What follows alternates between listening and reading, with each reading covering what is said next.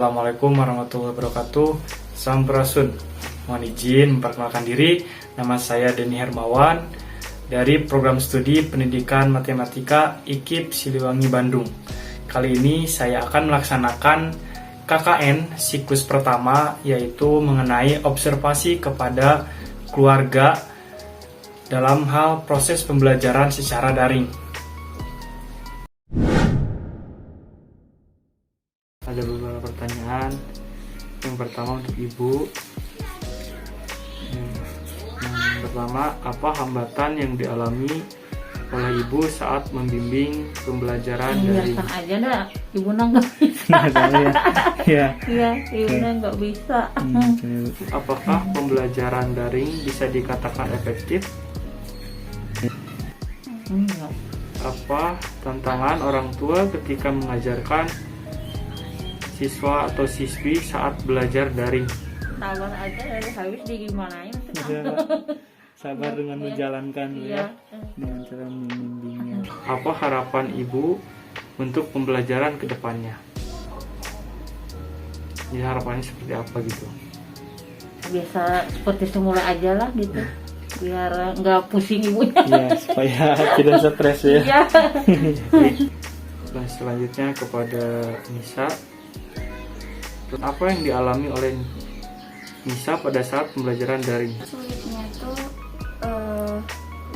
susah dimengerti pelajarannya gitu.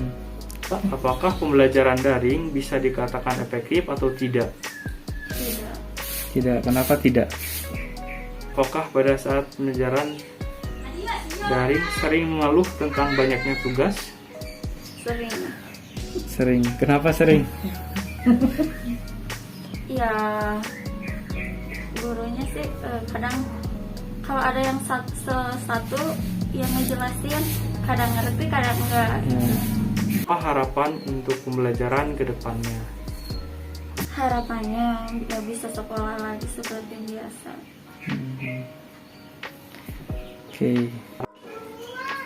Oke. Mungkin saya sedikit mengedukasi kepada Nisa beserta Ibu terkait pembelajaran daring seperti apa dan terkait protokol kesehatan yang memang harus dilaksanakan dalam pembelajaran daring ataupun pada saat bepergian keluar. Oke, mungkin kita di sini pada saat pembelajaran daring, baik Ibu atau Nisa dituntut akan hal melek teknologi gitu. Yang awalnya kita tidak tahu menjadi tahu, yang awalnya kita tidak mau menjadi mau untuk belajar yang namanya teknologi. Mengedukasi sedikit terkait protokol kesehatan yang memang harus dipenuhi dalam pada saat kegiatan belajar mengajar walaupun secara daring, mulai dari masker ketika keluar rumah harus senantiasa dipakai, dan jangan lupa membawa hand sanitizer, itu kan, jangan lupa mencuci tangan pada saat bepergian ataupun kemanapun itu. Terima kasih atas waktunya. Mudah-mudahan apa yang tadi saya sampaikan, apa yang saya tadi sarankan bisa menjadi pembelajaran bagi Nisa atau Ibu nanti pada saat melaksanakan pembelajaran secara daring. Mungkin di sini saya ada beberapa pertanyaan untuk Ibu selaku orang tua siswa dari Aska. Mohon dijawab dengan sesuai dengan yang memang dirasakan oleh Ibu di sini. Oke, yang pertama itu pertanyaannya, apa hambatan yang dialami oleh Ibu pada saat membimbing pembelajaran secara daring? Ya kurang apa ya? Sebenarnya kurang produktif aja kerja belajar daring di rumah. Jadi anak-anak teh kadang kan ngerasa jenuh, ngerasa ya pengen ada teman, nggak ada teman. Nah itu yang utama. Yang kedua, kadang kan jaringan-jaringan itu yang jadi masalah. Iya, betul. Apa metode pembelajaran yang diberikan oleh Ibu pada saat pembelajaran daring? Ya gini aja, minimal yang penting mengerjakan masalah betul dan enggak nama, ya itu mah ya. Masalahnya kan belajarnya juga kan tidak terlalu efektif ya. Betul. Jadi yang penting masuk nih, ini masuk absen. Apakah pembelajaran secara daring bisa dikatakan efektif atau tidak? Sama sekali. Masalahnya kan tidak bertatap muka, jadi Apa tantangan ibu ketika mengajar atau membimbing putra-putrinya pada saat pembelajaran secara daring? anaknya kasihan ke ibunya, ya kesel juga, kasihan lihat anak kan mungkin udah terlalu lama di rumah.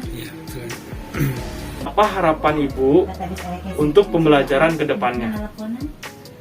Sama ya langsung tatap muka aja, meskipun cuma di jadwal lah istilahnya, tapi sebagian ada yang masuk, ada yang enggak, ya jangan daring semua, biar anak-anak kan setidaknya kan ya ada apa ya pengalaman baru lah, ketemu teman-teman, terus tahu guru-gurunya. Kalau di daring kan nggak pernah sama sekali, nggak pernah ketemu guru sama sekali, guru matematika mana, guru bahasa mana.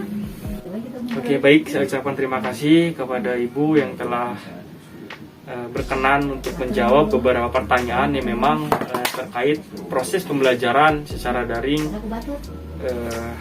untuk siswanya. Oke, selanjutnya saya akan mewawancari atau bertanya, ada pertanyaan yang nantinya akan diajukan kepada siswa. Nah, apa hambatan yang dialami oleh siswa pada saat pembelajaran daring? Yang pertama sinyal, yang kedua setiap pembelajaran teh beda metodenya. Ada yang Zoom, ada yang harus buat video. Nah, di situ teh banyak banget hambatan dari sinyal, dari kayak kuota mungkin. Apakah pembelajaran secara daring bisa dikatakan efektif atau tidak? Tidak sama sekali. Apakah pada saat pembelajaran daring sering mengeluh tentang banyaknya tugas? Sering. Karena tugas yang dikasih tugas daring daripada tugas masuk sekolah biasa, lebih banyak tugas daring. Apa harapan Aska selaku siswa untuk pembelajaran ke depannya? Cepat belajar kayak biasa lagi, karena daring itu bikin sebagian siswa tuh jenuh buat belajar. Oke, baik, saya ucapkan terima kasih kepada ibu beserta siswa atas nama Aska yang telah berkenan untuk saya wawancarai. Mungkin di sini saya akan sedikit mengedukasi terkait proses pembelajaran secara daring.